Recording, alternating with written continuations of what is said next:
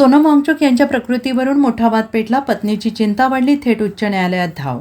सामाजिक कार्यकर्ते सोनम वांगचुक यांच्या प्रकृतीबाबत चिंता वाढत असताना त्यांच्या पत्नी गीतांजली जे आंगमो यांनी मोठं पाऊल उचललेलं आहे. वांगचुक यांच्यावर सफदरजंग रुग्णालयाऐवजी त्यांच्या पसंतीच्या दुसऱ्या खाजगी रुग्णालयात उपचार करण्यात यावे यासाठी त्यांनी दिल्ली उच्च न्यायालयात याचिका दाखल केली आहे.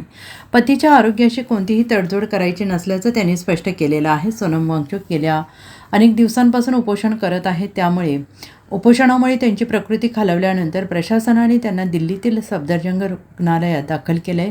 मात्र येथील उपचार पद्धतीबाबत कुटुंबियांनी समाधान व्यक्त केलेले नसून त्यांना आता न्यायालयाचा दरवाजा ठोठावला आहे.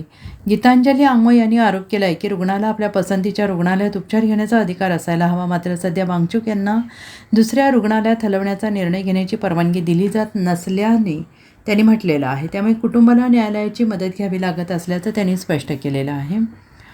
सोशल मीडियावर केलेल्या पोस्टमध्ये त्यांनी रुग्णालयाकडून प्रसिद्ध करण्यात आलेल्या आरोग्य अहवालावर प्रश्न उपस्थित केले आहेत. अहवालात काही महत्त्वाची वैद्यकीय माहिती पूर्णपणे नमूद करण्यात आलेली नसल्याने कुटुंबाच्या मनात शंका निर्माण झाल्याचा दावा त्यांनी केला आहे. वारंवार विनंती करूनही सोनम वांगचुक यांना दुसऱ्या रुग्णालयात हलवण्यास किंवा डिस्चार्ज देण्यास परवानगी मिळत नसल्याचा आरोप त्यांच्या पत्नीने केला आहे. त्यांच्या मते उपचारांपेक्षा निर्बंध अधिक जाणवत आहेत.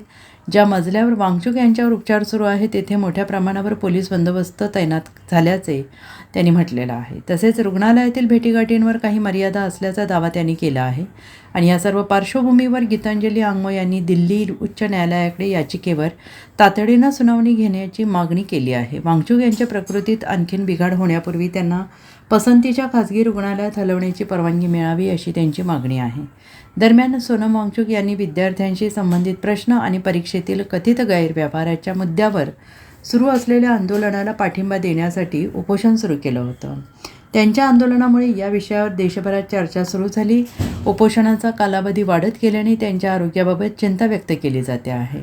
डॉक्टरांच्या सल्ल्यानुसार प्रशासनाने त्यांना रुग्णालयात दाखल केलं असलं तरी त्यानंतर उपचारांच्या पद्धतीवरून वाद कायम आहे.